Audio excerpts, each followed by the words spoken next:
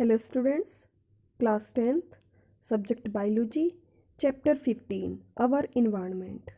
बच्चों ये आपका बायोलॉजी में 5th चैप्टर है और साइंस की बुक में आपका 15 चैप्टर है आवर इन्वायरमेंट। आज हम आपको इस चैप्टर को एक्सप्लेन कराएंगे। तो चलिए बच्चों स्टार्ट करते हैं। Chapter 15 our environment. बच्चों इस चैप्टर में आपका इन्वायरमेंट से रिलेटेड जो भी इम्पोर्टेंट टॉपिक्स हैं उनको एक्सप्लेन कराया जाएगा। तो आप देख रहे होंगे सबसे पहले आपके सामने एक फ्लो चार्ट बना हुआ है। चलिए पहले इस फ्लो चार्ट को समझते हैं। सबसे पहले जो आपका फ्लो चार्ट बना हुआ है उसमें लिखा हुआ है इन्वायरमेंट कि इन्वायरमेंट होता क्या है। ठीक है भाई, जो हमारा इन्वायरमेंट होता है मतलब ये जहाँ पर हम रहते हैं, जिस जगह हम रहते हैं उसके आसपास का जो आवरण होता है, उसके आसपास का जो कवर होता है, ठीक है, वहाँ पर हमें बहुत सी चीज़ें दिखाई देती हैं। कुछ लिविंग थिंग्स होती हैं, कुछ नॉन लिविंग थिंग्स होती हैं। तो ये सभी मिलकर एक इन्वायरमेंट का निर्माण करते हैं। तो जो इन्वायरमेंट होता है वो 2 टाइप्स का होता है। सबसे पहले हम इसमें पढ़ेंगे बायोडिग्रेडेबल सब्सटेंसेस भी होते हैं और नॉन बायोडिग्रेडेबल सब्सटेंस होते हैं। अब जो बायोडिग्रेडेबल सब्सटेंस होते हैं वो कौन से होते हैं? वो होते हैं जैसे कि आपका प्लांट्स है, पेपर है, एक्सेट्रा। यानी कि बायोडिग्रेडेबल वेस्ट वो होते हैं जो कि मिट्टी में डिकम्पोज हो जाते हैं। ठीक है, और नॉन बायोडिग्रेडेबल सब्सटेंसेस वो होते हैं जो कि डिकम्पोज नहीं होते। ठीक है, तो ये हो गए आपके बायोडिग्रेडेबल और नॉन बायोडिग्रेडेबल। आगे आता है आपका इकोसिस्टम।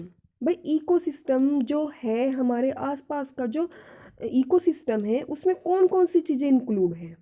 तो सबसे पहले आप देख रहे होंगे उसमें कुछ बायोटिक कंपोनेंट होते हैं, कुछ एबायोटिक कंपोनेंट होते हैं, कुछ नेचुरल इकोसिस्टम होते हैं और कुछ आर्टिफिशियल इकोसिस्टम होते हैं। तो सबसे पहले बायोटिक कंपोनेंट कौन से होते हैं? बायोटिक कंपोनेंट जो होते हैं वो लिविंग थिंग्स आती हैं। उनमें कौन आती है? लिविंग थिंग्स, जैसे कि आपके प्लांट्स हैं, एनिमल्स हैं, ईटीसी। और एबायोटिक कंपोनेंट में वो होते हैं जो कि नॉन लिविंग थिंग्स होती हैं, जैसे कि air, water, soil, light, temperature, etcetera. अब जो एक होता है नेचुरल इकोसिस्टम, एक होता है artificial ecosystem.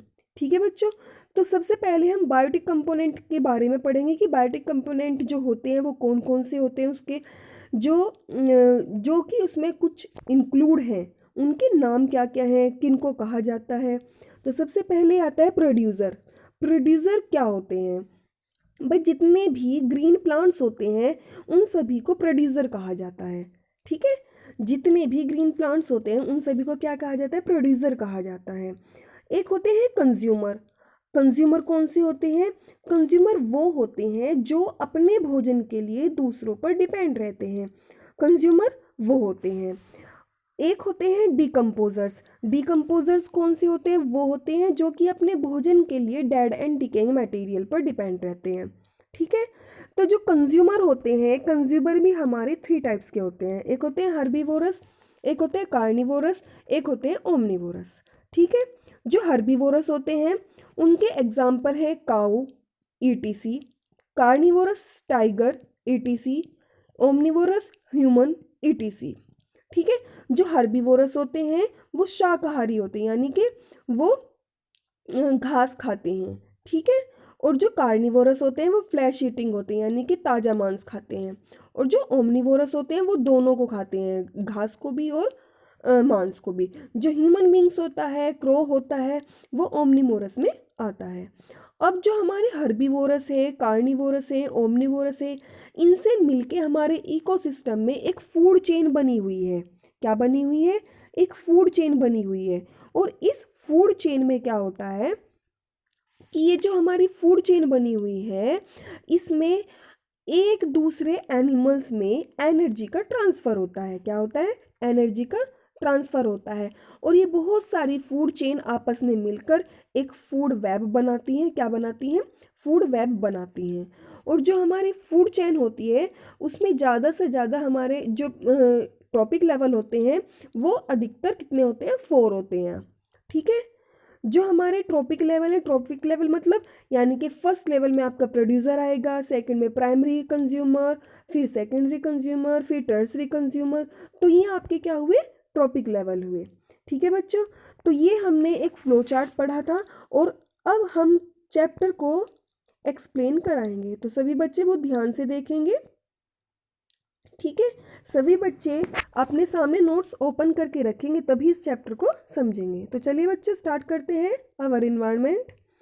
Our environment, the environment includes our physical surroundings like air, water bodies, soil, and all the organisms such as plants, animals, humans being, and microorganisms like bacteria and fungi। भाई जो हमारे आसपास का जो हमारा environment है उसमें physical surroundings यानी कि उसके जो आसपास का जो वातावरण है उसमें हमें बहुत सारी चीज़ें देखने को मिलती हैं, जैसे कि एयर भी होती है, वाटर बॉडीज होते हैं, soil and all the organism, जितने भी ऑर्गेनिज्म होते हैं, जैसे कि प्लांट्स हैं, एनिमल्स हैं, ह्यूमन बींग्स हैं, माइक्रो ऑर्गेनिज्म है, फंगी है, बैक्टीरिया है। तो ये सभी हमें अपने आसपास दिखाई देते हैं और इनसे मिलकर ही क्या बनता है, हमारा इन्वायरमेंट बनता है। ठीक है, और ये एक दूसरे से एक चेन की तरह जुड़े हुए हैं। ठीक है बच्चों, आगे आ जाइए। जो इन्वायरमेंट होता है उसमें हमारी दो तरीके की चीज़ें होती हैं, दो तरीके के सब्सटेंस होते हैं। सब्सटेंस बोल दीजिए या वेस्ट मटेरियल बोल दीजिए। एक तो होते हैं बायोडिग्रेडेबल, एक होते हैं नॉन बायोडिग्रेडेबल। तो सबसे पहले हम पढ़ेंगे biodegradable waste. Those waste material which can be broken down to non poisonous substance in nature in due courses of time by the action of microorganisms like certain bacteria are called biodegradable wastes. For example, wool, paper, wheat, wood, cotton, leaves, etc. बच्चों biodegradable waste वो material होते हैं जो जिसमें non poisonous substance नहीं होते, यानी कि मतलब जो नॉन पॉइजनस होते हैं मतलब ये विषैले नहीं होते। ठीक है, यानी कि बायोडिग्रेडेबल वेस्ट जो होते हैं, वेस्ट मटेरियल जो होते हैं वो नॉन पॉइजनस सब्सटेंस होते हैं, मतलब विषैले नहीं होते। ठीक है, और इनकी जो नेचर होती है मतलब ये जो माइक्रो ऑर्गेनिज्म होते हैं, माइक्रो ऑर्गेनिज्म इन पर एक्शन करके इनको डिकम्पोज कर देते हैं। समझ में आया, यानी कि बायोडिग्रेडेबल वेस्ट वो होते हैं जो विषैले नहीं होते, नॉन पॉइजनस सब्सटेंसेस होते हैं जिन पर माइक्रो ऑर्गेनिज्म अपने एक्शन से इनको डिकम्पोज कर देते हैं, मतलब इन्हें खा जाते हैं। वो डेड और डिकेइंग मटेरियल होते हैं और इन्हें खा जाते हैं, इन्हें डिकम्पोज कर देते हैं, एक खाद के रूप में इनको बदल देते हैं और ये बायोडिग्रेडेबल वेस्ट कहलाते हैं। Example wool, paper, wheat, wood, cotton, leaves etcetera. आगे आता है नॉन बायोडिग्रेडेबल, ये जस्ट इनके अपोजिट होते हैं। ठीक है, the waste material which can not be broken down into non poisonous. ठीक है, ये क्या होते हैं, ये विषैले होते हैं। ठीक है भाई, और ये जो हमारी नेचर होती है, जो हमारी प्रकृति होती है उसमें ये हमें नुकसान पहुंचाते हैं, इसलिए इनको नॉन बायोडिग्रेडेबल वेस्ट कहा जाता है। जैसे कि प्लास्टिक्स है, पॉलीथीन है, पेन, ईटीसी, ये सभी नॉन बायोडिग्रेडेबल वेस्टेज में आते हैं, मतलब इनका खाद नहीं बनता, माइक्रो ऑर्गेनिज्म इनको डिकम्पोज नहीं करते। एक सिंपल सा डिफरेंस है इनमें, ध्यान रखना कि बायोडिग्रेडेबल वेस्ट जो होते हैं वो डिकम्पोज हो जाते हैं और नॉन बायोडिग्रेडेबल वेस्ट डिकम्पोज नहीं होते। मतलब बायोडिग्रेडेबल वेस्ट में लिविंग थिंग्स आती हैं, जैसे कि प्लांट्स, लिविंग और नॉन लिविंग दोनों आ जाएं। उसमें आपके प्लांट्स भी हो सकते हैं, एनिमल्स भी हो सकते हैं। जब वो मर जाते हैं, सड़ जाते हैं, तो वो खाद के रूप में बन जाते हैं। ठीक है, और जो नॉन बायोडिग्रेडेबल वेस्ट होते हैं, नॉन बायोडिग्रेडेबल वेस्ट डिकम्पोज नहीं होते। आगे आ जाइए, इकोसिस्टम। इकोसिस्टम क्या होता है? An ecosystem is a self contained unit of living things, plants and animals and decomposers and their non-living environment, soil, air and water. The examples of ecosystem are a grassland, a forest, a desert, a mountain, a pond, a lake, a river and sea. भाई एक ecosystem जो होता है वो एक ऐसी unit होती है जिसमें लिविंग थिंग्स भी होती हैं, जैसे कि प्लांट्स, एनिमल्स एंड डिकम्पोजर्स, और कुछ नॉन लिविंग थिंग्स भी होती हैं इन्वायरमेंट में। कौन सी? जैसे soil, air, water, temperature etcetera. तो इन सभी से मिलकर इकोसिस्टम बनता है। इनके कुछ इकोसिस्टम के एग्जाम्पल दिए हुए हैं। एक ग्रासलैंड। ग्रासलैंड मतलब भाई जो जंगल होते हैं, जो हमारे ग्रासलैंड मतलब जिन पे घास उगी हुई होती है, उनका अपना इन्वायरमेंट होता है। एक जंगल का अपना इन्वायरमेंट होता है। एक डेजर्ट एरिया का अपना इन्वायरमेंट होगा। मतलब जो ये जगह दी हुई है, इनका अपना अपना एक अलग इन्वायरमेंट होता है। आगे आ जाइए, कंपोनेंट ऑफ एन इकोसिस्टम। भाई components of an ecosystem. Ecosystem के कौन कौन से कंपोनेंट्स होते हैं? All the ecosystem are made up of two main components, abiotic and biotic. भाई जितने भी इकोसिस्टम होते हैं उन सभी में दो मेन कंपोनेंट्स होते हैं। एक तो होते हैं उनमें एबायोटिक कंपोनेंट, एक होते हैं बायोटिक, यानी कि एक तो होते हैं नॉन लिविंग और एक होते हैं लिविंग। ठीक है, तो सबसे पहले हम पढ़ेंगे एबायोटिक कंपोनेंट। एबायोटिक कंपोनेंट कौन से होते हैं? The abiotic component of an ecosystem includes the physical environment like soil, water, air, along with the inorganic substances like CO2, N2, O2, etc. present in them। भाई जो हमारे abiotic component होते हैं उनमें हमारे नॉन लिविंग थिंग्स आती हैं, जैसे कि सॉइल है, वाटर है, एयर है, टेम्परेचर है, और उनमें कुछ इनऑर्गेनिक सब्सटेंसेस भी होते हैं, जैसे कि CO2, N2, O2, ETC present in them. तो ये सभी इसमें प्रेजेंट होते हैं। आगे आता है बायोटिक कंपोनेंट। बायोटिक कंपोनेंट कौन से होते हैं? The biotic component of an ecosystem include living component is a community of organism. मतलब बायोटिक कंपोनेंट इकोसिस्टम में जो बायोटिक कंपोनेंट होते हैं उनमें लिविंग कंपोनेंट इंक्लूड होते हैं, यानी कि लिविंग ऑर्गेनिज्म इंक्लूड होंगे। ठीक है, which is made up of many different interdependent population, जो कि एक दूसरे पर डिफरेंट डिफरेंट तरीके से क्या होते हैं, ये डिपेंड होते हैं। First producer organism, second consumer organism, third decomposers. तो सबसे पहले हम पढ़ेंगे प्रोड्यूसर ऑर्गेनिज्म। भाई प्रोड्यूसर ऑर्गेनिज्म कौन से होते हैं?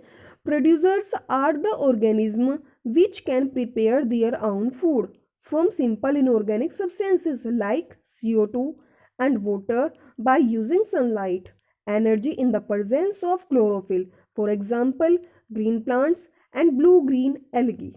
भाई जो हमारे प्रोड्यूसर होते हैं वो क्या, वो ऑर्गेनिज्म होते हैं जो कि अपने भोजन को खुद प्रिपेयर करते हैं सिंपल इनऑर्गेनिक सब्सटेंसेस से। और वो कौन से सब्सटेंसेस हैं? CO2, वाटर और सनलाइट का यूज़ करके। ठीक है, सनलाइट का यूज़ करके, यानी कि सनलाइट की प्रेजेंस में ये अपना काम करते हैं। Example green plants and blue green algae. मतलब भाई जितने भी ग्रीन प्लांट्स होते हैं वो फोटोसिंथेसिस प्रोसेस से अपने भोजन का खुद निर्माण करते हैं, तो उनको क्या कहा जाता है? प्रोड्यूसर्स कहा जाता है। ठीक है, आगे आ जाइए कंज्यूमर ऑर्गेनिज्म। अब कंज्यूमर ऑर्गेनिज्म कौन से होते हैं? ये देखिए, जो कंज्यूमर ऑर्गेनिज्म होते हैं वो अपने भोजन के लिए दूसरों पर डिपेंड रहते हैं, यानी कि दूसरों पर किस पर? प्रोड्यूसर्स पर। ठीक है, those organism which consumes food prepared by producers are called consumer. All the animals are consumers.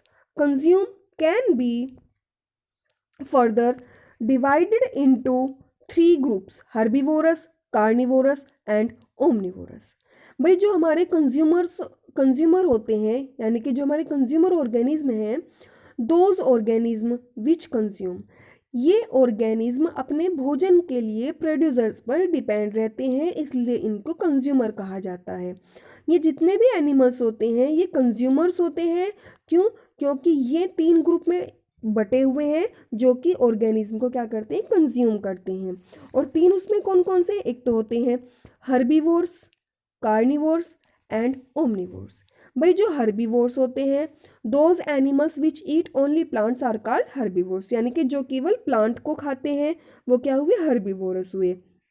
Example cow, buffalo, goat, sheep, horse, deer, camel, ass, ox, monkey etcetera. ये सभी क्या है? ये सभी आपके हर्बीवोरस हैं। और जो हर्बीवोरस होते हैं वो प्राइमरी कंज्यूमर में आते हैं। किस में आते हैं? प्राइमरी कंज्यूमर में। भाई जो हमारे ट्रॉपिक फूड चेन के जो ट्रॉपिक लेवल बने हुए होते हैं उसमें ज़्यादा से ज़्यादा यानी कि मैक्सिमम नंबर तक 4 ट्रॉपिक लेवल होते हैं। कितने ट्रॉपिक लेवल होते हैं? 4। फर्स्ट ट्रॉपिक लेवल में आपके प्रोड्यूसर आते हैं। हर्बीवोरस प्राइमरी कंज्यूमर होते हैं। ठीक है, आगे आ जाइए कार्निवोरस। कार्निवोरस में क्या होता है? Those animals which eat only other animals as food are called carnivorous. जो कार्निवोरस होते हैं वो एनिमल्स क्या करते हैं? वो केवल एनिमल्स को खाते हैं, यानी कि अपने भोजन के लिए एनिमल्स पर डिपेंड रहते हैं, जिनको क्या कहा जाता है? कार्निवोरस कहा जाता है। Example lion, tiger, frog, vulture, lizard, wolf, snake and hawk etcetera. तो ये सभी क्या हुए? कार्निवोरस हुए। The small carnivorous which feed on herbivorous. जो छोटे कार्निवोरस होते हैं वो किसको फीड करते हैं, किसको खाते हैं? हर्बीवोरस को खाते हैं, जिनको हम प्राइमरी कंज्यूमर बोलते हैं। Are called secondary consumer. नहीं, जो हमारे स्मॉल कार्निवोरस होते हैं वो हर्बीवोरस को खाते हैं, यानी कि प्राइमरी कंज्यूमर को खा जाते हैं। ठीक है, उनको सेकेंडरी कंज्यूमर्स कहा जाता है। समझ में आया? यानी कि प्रोड्यूसर्स को खाने वाले जो होते हैं वो प्राइमरी कंज्यूमर होंगे, और जो प्राइमरी कंज्यूमर को खाते हैं वो सेकेंडरी कंज्यूमर्स कहलाते हैं। अब आगे आता है इनमें एग्जाम्पल कौन कौन से सेकेंडरी कंज्यूमर के, जैसे कि फ्रॉग है, लिजार्ड है, बर्ड्स है, ठीक है, फोक्स है, ETC. The large carnivorous which feed upon the small carnivorous, यानी कि secondary consumers are called tertiary consumers. For example lion, tiger and birds. जो हमारे जो स्मॉल कार्निवोरस यानी कि स्मॉल कंज्यूमर्स होते हैं, सेकेंडरी यानी कि सेकेंडरी कंज्यूमर्स जो होते हैं, जो उनको खाने वाले टर्सरी कंज्यूमर्स कहलाते हैं। आया समझ में? यानी कि कुछ कार्निवोरस वो होते हैं जो कि स्मॉल कार्निवोरस यानी कि सेकेंडरी कंज्यूमर्स को खा जाते हैं, और उनको टर्सरी कंज्यूमर्स कहा जाता है। Example lion, tiger and birds. अब ध्यान से सुनिए कि भाई जो प्लांट्स होते हैं उनको प्रोड्यूसर कहा जाता है, यानी कि जितने भी ग्रीन प्लांट्स हैं वो प्रोड्यूसर होते हैं, और प्रोड्यूसर को खाने वाले कौन होते हैं? हर्बीवोरस होते हैं। आगे आता है कार्निवोरस। कार्निवोरस में 2 टाइप्स के होते हैं, एक तो होते हैं स्मॉल, एक होते हैं लार्ज। जो स्मॉल कार्निवोरस होते हैं वो हर्बीवोरस को खाते हैं, ठीक है, यानी कि आपके प्राइमरी कंज्यूमर्स को खाते हैं। उनको क्या कहा जाता है? सेकेंडरी कंज्यूमर कहा जाता है।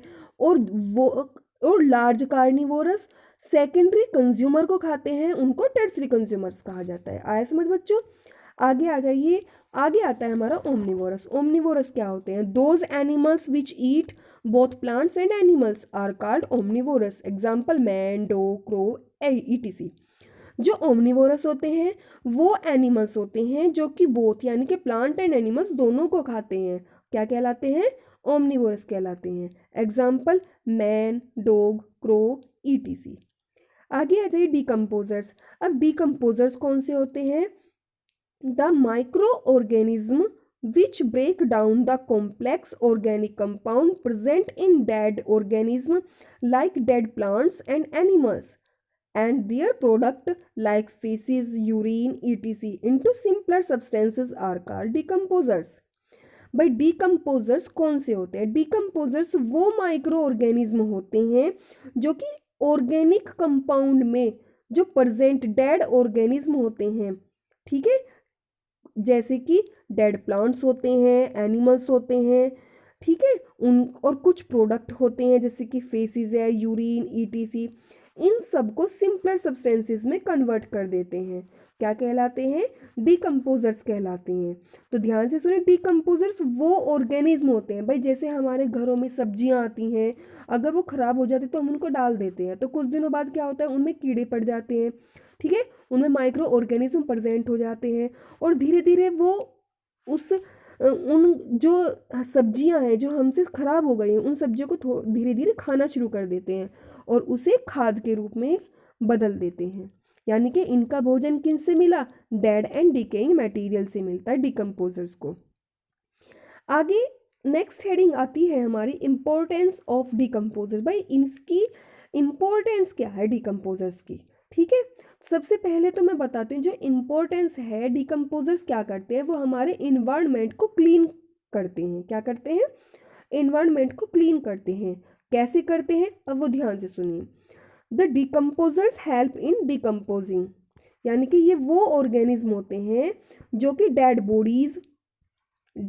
Bodies of plants and animals, जो कि प्लांट और एनिमल्स जो होते हैं, जो डेड होते हैं, उनकी बॉडी में प्रेजेंट हो जाते हैं, and hence act as cleansing agent of environment, और हमारे इन्वायरमेंट में क्लींजिंग एजेंट के रूप में ये काम करते हैं।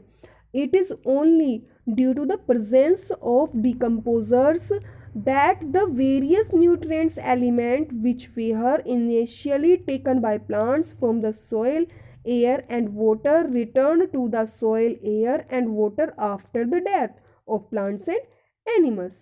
देखिए मेरी बात सुनिए ध्यान से। जो डिकम्पोजर्स होते हैं, भाई प्लांट्स हैं या फिर एनिमल्स हैं, जब वो सड़ जाते हैं, मर जाते हैं, तो हम उनको खेतों में डाल दें, ठीक है, या किसी भी ऐसी जगह डाल दे, खेतों में डाल दे या उसकी खाद बना ले इस तरीके से, ठीक है। उनमें क्या करते हैं, उनमें माइक्रो ऑर्गेनिज्म प्रेजेंट हो जाते हैं, और वो माइक्रो ऑर्गेनिज्म उन डेड चीज़ों से, डेड प्लांट है, एनिमल है या वेस्ट मटेरियल है, ठीक है, उससे अपना भोजन क्या करते हैं, वो प्राप्त करते हैं। और उससे क्या होगा, वो धीरे धीरे उनको डिकम्पोज करना शुरू कर देते हैं, यानी कि इससे हमारा एनवायरनमेंट क्लीन होता है। और जब अगर हम उन्हें खेतों में डाल दें तो हमारी जो सॉइल की फर्टिलिटी है उस वो भी इंक्रीज होती है, ठीक है। तो ये महत्वता होती है डिकम्पोजर्स की हमारे एनवायरनमेंट में। आगे आ जाइए, आगे आता है फूड चेन, कि भाई फूड चेन का क्या क्या रोल है, ठीक है। जो फूड चेन है हमारे एनवायरनमेंट में, मैंने बताया है आपको, बायोटिक और एबायोटिक दो कंपोनेंट्स थे। अब उनमें जो हमारे बायोटिक कंपोनेंट हैं उनमें आपके क्या आते हैं, हर्बीवोरस, कार्निवोरस, ओमनिवोरस, ये सभी आते हैं। और ये सभी जो हमारे इन्वायरमेंट में है, ये एक फूड चेन के द्वारा अपने फूड को ट्रांसफ़र करते हैं। किस तरीके से, अब देखिए। The sequence of living organism in a community in which one organism consumes another organism to transfer food energy is called a food chain। For example, भाई ये एक ऐसा सीक्वेंस होता है लिविंग ऑर्गेनिज्म का, ठीक है, जो एक ऑर्गेनिज्म को कंज्यूम करता है दूसरे के लिए, और दूसरा फिर उसको कंज्यूम करता है, जिससे कि एनर्जी का ट्रांसफ़र होता जाता है। और इसको हम क्या कहते हैं, फूड चेन बोलते हैं। किस तरीके से, जैसे कि आप एग्जाम्पल देख रहे हैं, ग्रास, एरो बना हुआ है डियर, फिर से एरो बना हुआ है लोयन, ठीक है बच्चों। अब जो ग्रास है, ग्रास को कौन खाता है, डियर खाता है। यानी कि सबसे पहले तो हमें पता होना चाहिए भाई हमें एनर्जी किससे मिलती है, फूड से मिलती है, ठीक है। और डियर के लिए फूड क्या है, ग्रास है, तो इसे एनर्जी का ट्रांसफर हो गया, यानी कि ग्रास से डियर में एनर्जी का ट्रांसफर हो गया। अब डियर को कौन खा जाएगा, लोयन, लोयन घास तो नहीं खाएगा, तो क्या हुआ, इसमें एनर्जी का एक दूसरे एनिमल से एनर्जी का ट्रांसफर होता है, ठीक है। ए food chain represented a single directional transfer of energy. भाई ये एक सिंगल डायरेक्शनल ट्रांसफर एनर्जी है, यानी कि एनर्जी का ट्रांसफर सिंगल डायरेक्शन में हो रहा है, ठीक है। और बच्चों आपको एक बात बहुत ध्यान से देनी होगी कि जो हमारी फूड चेन होती है वो हमेशा प्रोड्यूसर से स्टार्ट होती है, ठीक है। ध्यान रखना, कोई भी फूड चेन अगर आती है तो वो हमेशा प्रोड्यूसर यानी कि ग्रीन प्लांट से स्टार्ट होगी, ठीक है। आगे इसमें फूड चेन के और भी एग्जाम्पल दिए हुए हैं। This is a grassland food chain involving 4 organism. भाई ये ग्रासलैंड एरिया की फूड चेन है।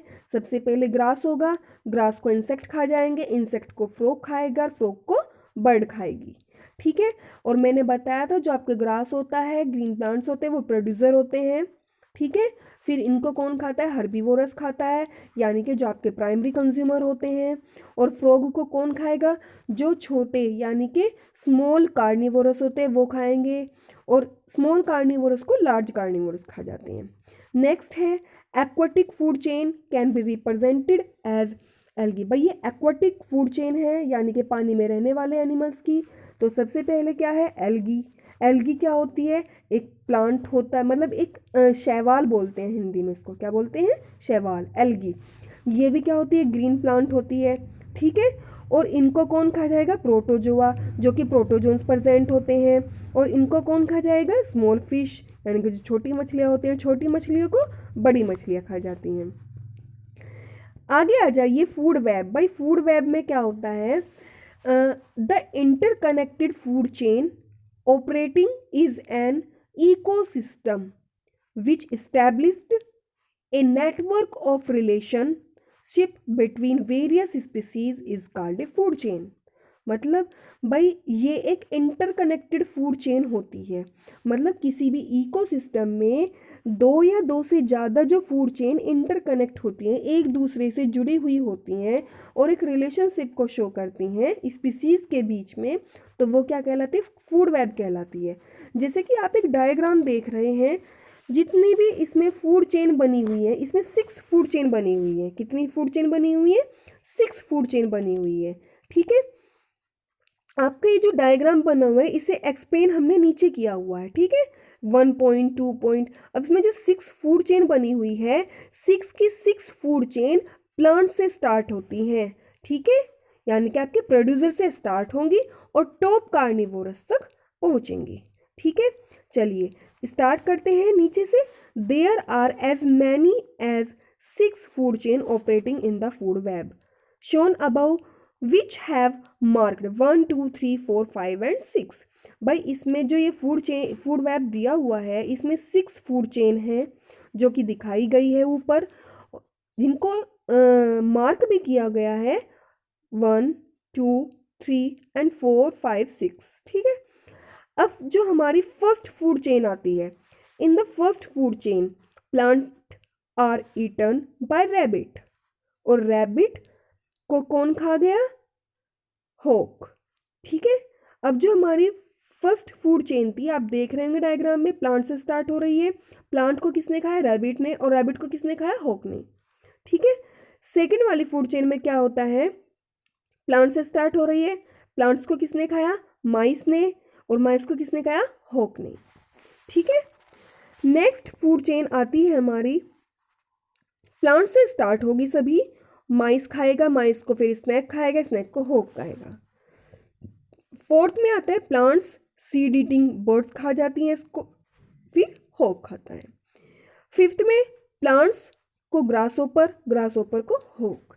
सिक्स में plants grasshopper frog snake and hawk. यानी कि ये आपकी 6 फूड चेन थी जो कि प्लांट से स्टार्ट होती हैं और एक दूसरे में एनर्जी का ट्रांसफर करती हैं, ठीक है बच्चों। आगे आ जाइए ट्रॉपिक लेवल। ट्रॉपिक लेवल क्या होता है, ठीक है, the various steps in a food chain at which the transfer of energy takes place are called trophic level। भाई ये जो फूड चेन में जो एनर्जी का ट्रांसफ़र होता है, यानी कि फूड का ट्रांसफ़र होता है, वो डिफरेंट स्टेप्स यानी कि डिफरेंट स्टेप्स में को जाता है, और ये स्टेप्स क्या कहलाते हैं, ट्रॉपिक लेवल कहलाते हैं, ठीक है। First point, the plants are producers and constitute the first trophic level. भाई सबसे पहले प्लांट्स आते हैं जिनको प्रोड्यूसर कहा जाता है, और इनसे आपका फर्स्ट ट्रॉपिक लेवल स्टार्ट होता है, ठीक है। सेकंड में हर्बीवोरस आते हैं जो कि सेकंड ट्रॉपिक लेवल होता है।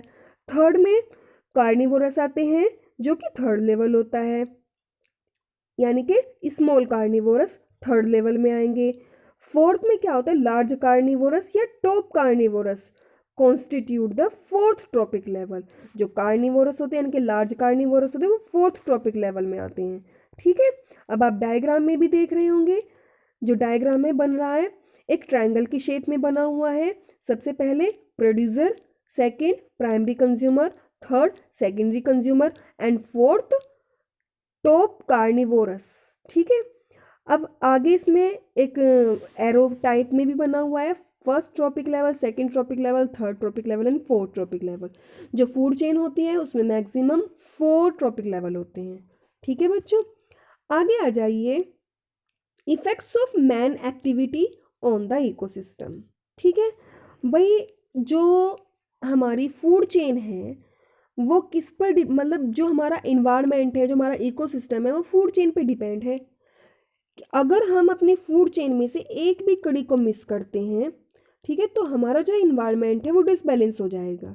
अब उसके जो ह्यूमन बींग्स है उसकी एक्टिविटी से हमारे इकोसिस्टम पे क्या इफेक्ट पड़ता है उसके बारे में हम पढ़ेंगे। ठीक है, the shortening of food chain due to man's activity like hunting leads to an imbalances in the functioning of an ecosystem and ultimately in the functioning of the whole biosphere. The formation of Sahara Desert is an example of the ill effect of man's activity on the delicately balanced ecosystem. भाई इसमें क्या होता है, जो ecosystem है men's की activity का क्या इफेक्ट पड़ता है उसके बारे में आपको बताया गया है। इसमें क्या होता है, जो हमारी फूड चेन है उससे हमारा इन्वायरमेंट जो है, इकोसिस्टम जो है वो बना हुआ है। अगर हम अपनी फूड चेन में से एक भी कड़ी को निकालते हैं तो हमारा जो इन्वायरमेंट है वो डिसबैलेंस हो जाता है। कैसे भाई, जैसे हमारी फूड चेन बनी हुई है भाई, प्लांट से बनी हुई है। प्लांट को कौन खाएगा, हर्बीवोरस खाएंगे। ठीक है, और हर्बीवोरस को लोयन।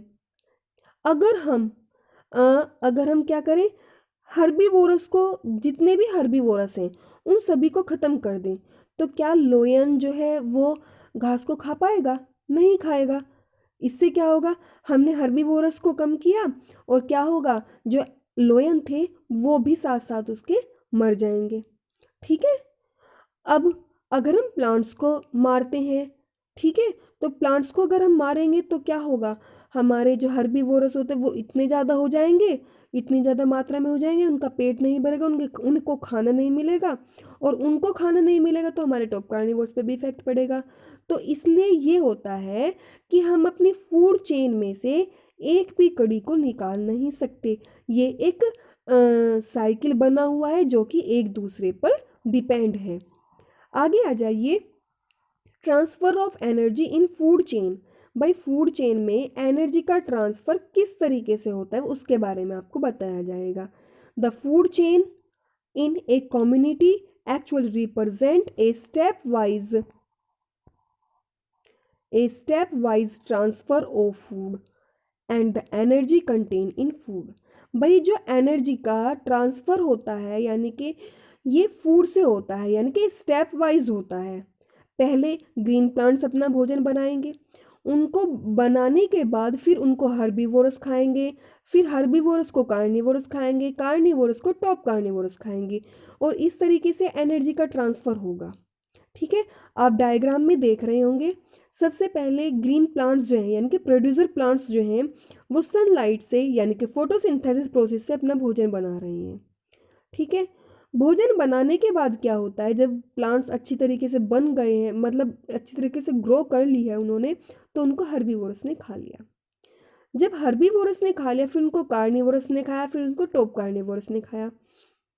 ये इनके लिए भोजन का काम करते हैं और भोजन से एनर्जी मिलती है, इसलिए एनर्जी का ट्रांसफ़र हुआ इनमें। और इन सभी में क्या होता है कि जो सन से प्लांट तक एनर्जी आती है, ठीक है, यानी कि जो प्लांट्स होता है वो सनलाइट जितनी भी लेगा, मान लो अगर सन ने आपकी अगर सन ने 200 200, ठीक है, अगर सन ने 200 एनर्जी ली है, सन से प्लांट ने 200 एनर्जी ली है। समझ आ रहा है भाई, प्लांट ने अपना भोजन बनाने के लिए सन से 200 एनर्जी ली, तो प्लांट तक उस 200 की 100% में से सिर्फ 1% ही मिलेगी। समझ आ रहा है, यानी कि 200 जब एनर्जी सन से प्लांट के पास आएगी तो उसके पास 1% आएगी एनर्जी। 200 में से 200 की 1% क्या हुई बताइए, 2% हुई। ठीक है, तो प्लांट के पास 2% आएगी 200 में से। यानी कि जो आपकी 99% है वो आपकी बीच में ही क्या हो जाती है, वो इधर उधर के वर्क में वो चली जाती है, मतलब जो भी काम है या वेस्ट हो जाती है। इस तरीके से ये एनर्जी का ट्रांसफ़र होता है। ज़्यादा अच्छे से आप 10% लॉ में पढ़ोगे, उसमें किस तरीके से एनर्जी का ट्रांसफ़र होता है। ये देखिए नीचे है आपका 10% लॉ। इसमें क्या होता है, according to 10% law only 10% of energy entering a particular trophic level of organism is available for transfer of the next higher trophic level. ठीक है भाई, देखिए जो आपका ये डायग्राम बना हुआ है ना, सन से 1000 जूल लाइट एनर्जी कि कहाँ पर आ रही है, प्लांट्स के पास आ रही है। कितनी, 1000। ठीक है, 1000 आ रही है और 1000 में से सिर्फ ये 1% ही एब्जॉर्ब करेगा। समझ आ रहा है, कितनी एब्जॉर्ब करेगा, सिर्फ 1%। ठीक है, तो यानी कि प्लांट के पास कितनी आई, कितनी आई, 10 जूल आई। अब जब प्लांट्स को गोट खाएंगे तो प्लांट के पास तो 10%, 10 जूल आई थी। अब 10 जूल के 10% लेस होते चले जाते हैं इसमें।